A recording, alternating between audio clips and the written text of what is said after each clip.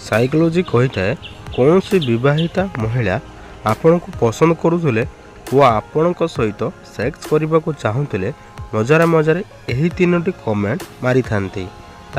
प्रथमतः तुमको किसी भी जना ना बोली, द्वितीय तुमर भल भाव ठिया होना, तृतीय केबे केबे मूड भी बनई रख।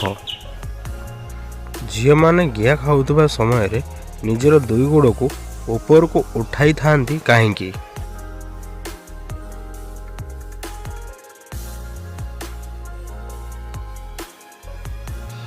यार उत्तर है एक्चुअली देखा गले झील मैंने एमती कर पुओ मान को ठीक से गईवाई सुविधा हो न था, से महिला माने एमती करि थांती।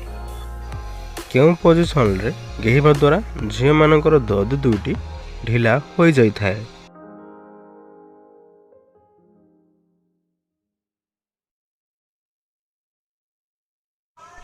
यार उत्तर है कारण आम डॉगी स्टाइल पोजिशन रे गेहिबा द्वारा झील माने तल को झुकी होई रही थांती, जहाँ फल आम झटका देवा द्वारा से दद दुईटी जोर जोर दोहली थाए, से ढिला हो जाई थाए।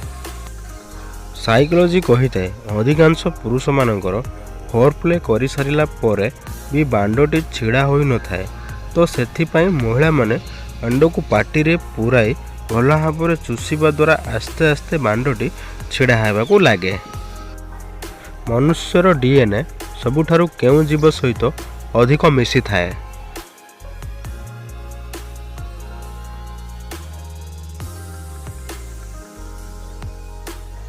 यार उत्तर है मांकड़ सहित अधिक मिसी थाए।